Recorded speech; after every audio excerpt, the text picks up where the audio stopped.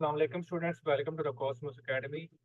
और ये session headmaster, headmistress और एफपीएससी लेक्चरर पैडागोजी के लिए ये यूज़फुल है।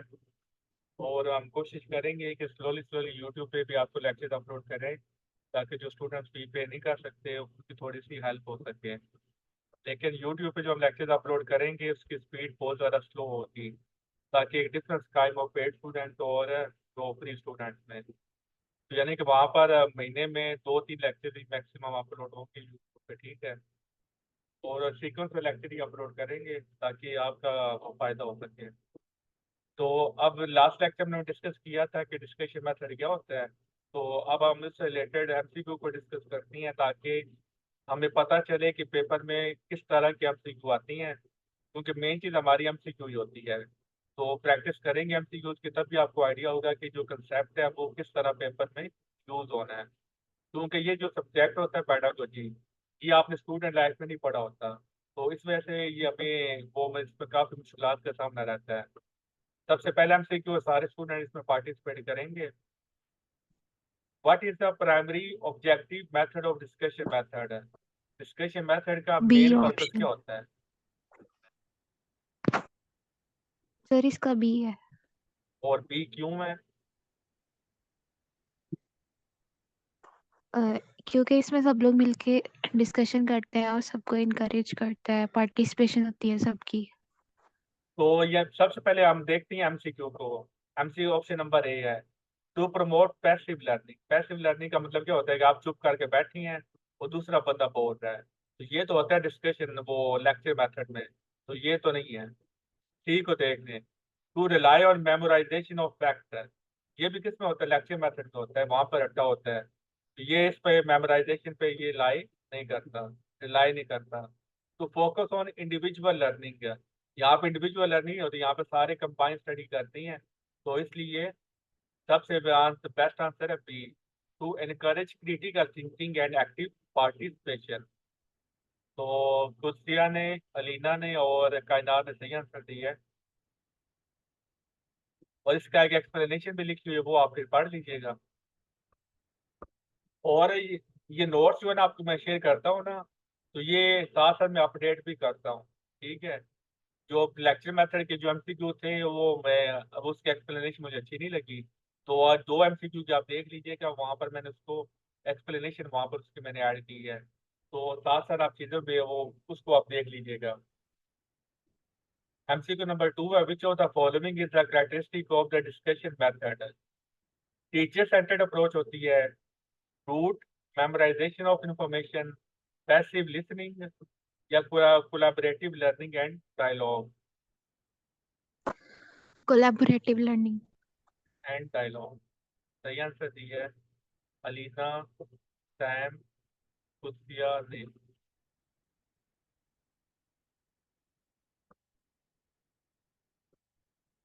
क्वेश्चन नंबर 3 है, how does the discussion method differ from a traditional lecture. ये किस तरह मुख्तलिफ है। It emphasizes individual learning over group interaction, encourage passive learning, passive listening, promote critical thinking and student engagement। C option is correct. C तो दे रहे, it relies on memorization of information। इसका answer है सी, कि ये क्रिटिकल थिंकिंग है, student engagement को promote करता है। ए को देख लें, क्योंकि बी और डी तो नहीं हो सकते। ए को देखती हैं, it emphasises individual learning. Individual learning यहाँ पर नहीं होती, क्योंकि जब सारे आप डिस्कस कर रहे हैं, तो अब एक स्टूडेंट वो मैथ में अच्छा है, एक स्टूडेंट इंग्लिश में अच्छा है, एक स्टूडेंट फिजिक्स में अच्छा है। तो जब आप सारे अपनी अपनी वो मतलब अपने अपने नॉलेज शेयर करती हैं, तो कोई किसी में अच्छा होता है, कोई किसी चीज़ में अच्छा होता है, तो इससे सारे स्टूडेंट कंबाइन सीखती हैं। और है, what is the benefit of discussion method.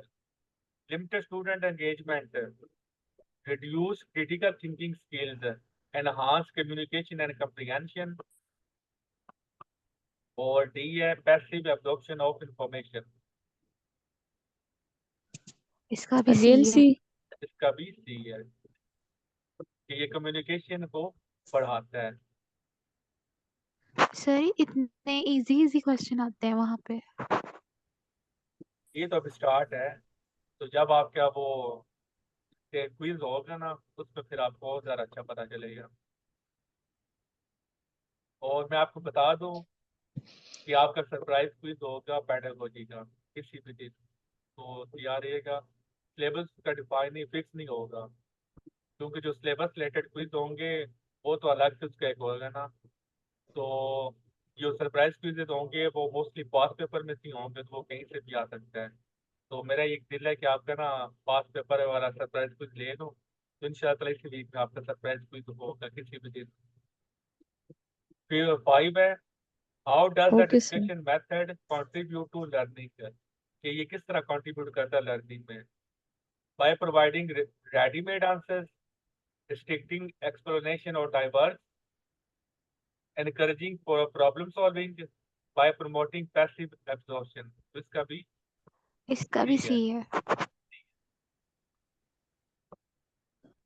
6 है, in the discussion method the role of teacher is primarily to deliver lecture and provide information, facilitate the discussion and guide student learning, minimize student interaction, discourage critical thinking। तो इसका answer क्या होगा? इसका भी है। इसका भी। बी है। B. यहाँ पर टीचर फैसिलिटेटर होता है, बहुत इंपॉर्टेंट एमसीक्यू। अब देखिए एमसीक्यू के अंदर एमसीक्यू आ गया कि लेक्चर मेथड में टीचर इंस्ट्रक्टर होता है और एजुकेटर होता है। यहाँ पर डिस्कशन मेथड में टीचर इंस्ट्रक्टर नहीं होता बल्कि फैसिलिटेटर होता है, वो फैसिलिटेट करता है। तो ये भी काफी इंपॉर्टेंट चीज है। 7 है, what is the common format of for implementing the discussion method, individual written assignment, multiple choice का test, group discussion and debate. और ये इसका भी आंसर क्या होगा? C. सी, कि यहाँ पे ग्रुप डिस्कशन और डिबेट होती है। Which of the following is a skill developed through the discussion method? Rote memorization, passive listening, critical thinking और individual learning। तो इसका भी आंसर Critical thinking. critical। 9 है, what is the purpose of discussion method in a classroom setting? Minimize student participation, rely solely on teacher, promote active learning and student engagement, to discourage sir आपने तो सारे सी कर दिए। इसका भी answer C है। अब देखिए ये चीजें आपको नहीं पता होनी चाहिए अगर आप टॉपिक ना पढ़ते, क्योंकि आपने लेक्चर मेथड और डिस्कशन मेथड पढ़ा है तो तब ये चीजें आपको आसान लग रही हैं। अगर आप ये ना पढ़ते तो फिर आपको इन चीजों का पता नहीं होना था। वही बात आती है जब हम चीजों को पढ़ती हैं तो फिर हम चीजें हमारे लिए आसान होती हैं। Which of the following is a benefit of the discussion method for student? इसका भी सी है।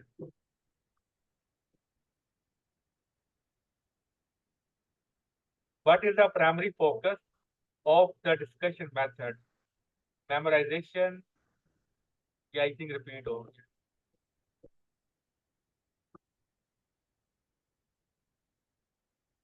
How the discussion method contribute to a deeper understanding of a topic?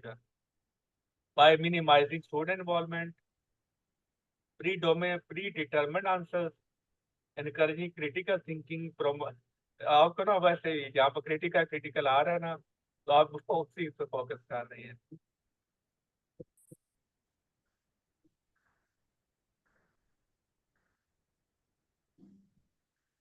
ये जो एक्सप्लेनेशन मैंने ऐड की है ना इसको लाजमी पढ़िएगा, क्योंकि एक्सप्लेनेशन में अभी आपका नॉलेज और आपका कंसेप्ट और अच्छा हो जाएगा।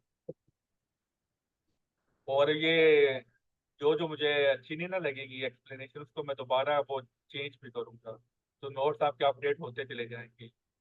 जब तक आपका वो कंप्लीट सेशन ही ना होगा मैं इंशाल्लाह नोट्स आपके अपडेट करता रहूँगा।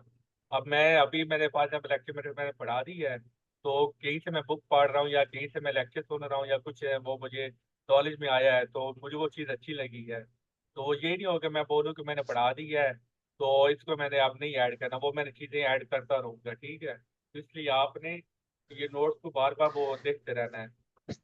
इसका भी सही है।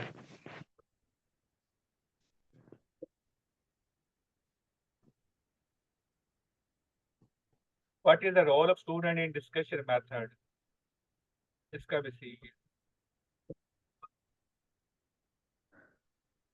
How does the discussion method promote critical thinking,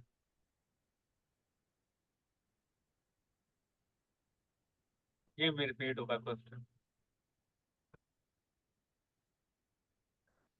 Which of the following is a strategy to facilitate effective discussion? इसका भी सी है, सबका आई थिंक सी है।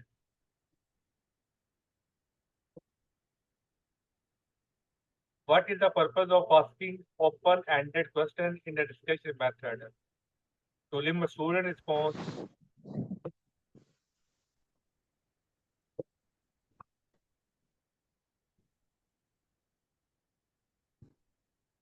कुछ क्वेश्चन बार बार रिपीट हो रही है।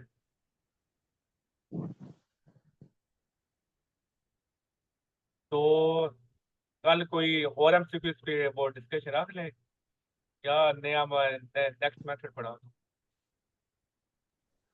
सर नेक्स्ट पढ़ा दें। हाँ चलें, फिर आप खुद को प्रैक्टिस करें। ओके भाई, ठीक है, अल्लाह हाफ़िज़।